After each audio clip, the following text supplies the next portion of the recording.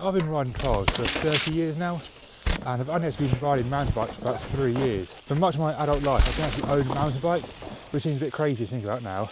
Coming from a trials background has definitely helped me with mountain bike riding. It's really helped me kind of skip some of the earlier beginner stages, but I do definitely feel like there's some areas in my mountain bike riding that I've kind of been held back and hindered by my trials background and like trials habits I've picked up. So today I'm going to go for a ride and see some of the areas where trials has helped me, but also hindered me in my riding. So one area that trials has definitely helped me in is technical rocky descents. In the trials comp, we may get sent down vertical hillsides, steep rock garden, drops that might have a tight turn in the middle of them. We get sent down them forwards, backwards, sideways, anyway. So if I'm out on a mountain bike trail and it's a steep, horrible, awful descent, it may not be fast, it may not be pretty, but I know I'm getting down that hill one way or another.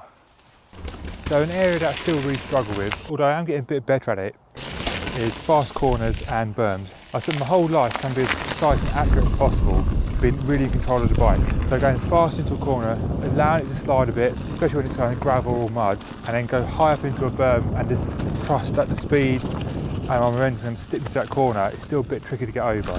So an area of improvement for me is definitely going to be going fast around corners and trusting berms a lot more.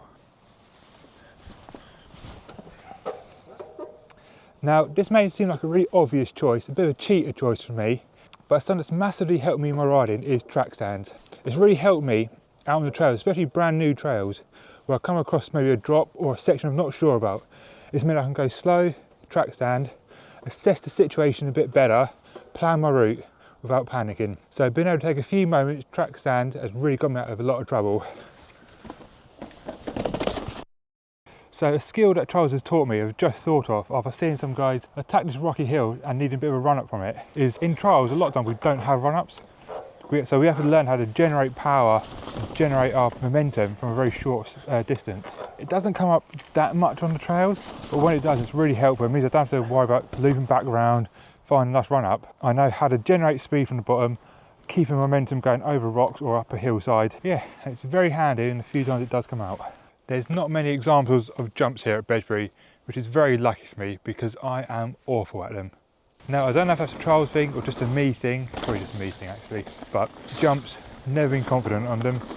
I think that's partly because I'm always wanting to be in control. I like slow speed, being very technical, so going flat out at something that's going to kick me up in the air is never that appealing. One slight hang up from trials where we don't have jumps, but we have a lot of kickers, is whenever I see a kicker or a jump, my automatic instinct is to pull up and try and land on the back wheel, because when there's a kicker in trials, it's to go up something, land on top of something. So my natural reaction is just to yank up and go flying up in the air, rather than actually think about doing a nice stylish jump. But I am trying to get better at this, very slowly, but I promise I am. So for this next helpful segment, I'm actually going to lump two skills in together: line choice and problem solving. Whether that's the most efficient way through something or the safest way through something, trials is going to be a great way to look and find those lines. It's also giving me the skills to kind of get me out of trouble when I get stuck in places. For example, in a rock garden like this, if I'm stuck halfway through, I can use my trial skills by hopping, bunny hopping, or even just jumping off the trail into a safe place. However, that can be a bit of a downside on some trails, especially if you're racing. I will find the safest way down, the way I can get down that trail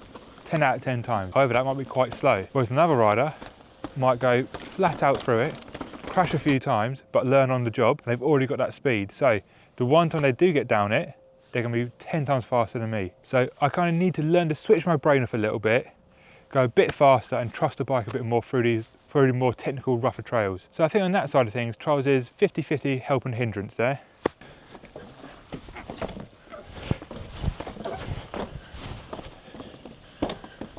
So that is a lap of Bedgebury Forest all done, and a few examples of how trials has helped and maybe have hindered me slightly in my mountain bike riding. I'm still adamant that trials is the best form of training around.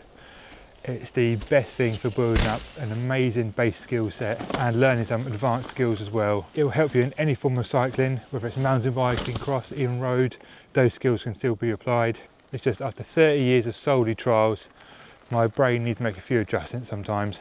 So let me know down in the comments if you do any other cycling sports and how that affects your riding. Does one sport complement another? Does one hinder it a little bit? Comment below and let me know.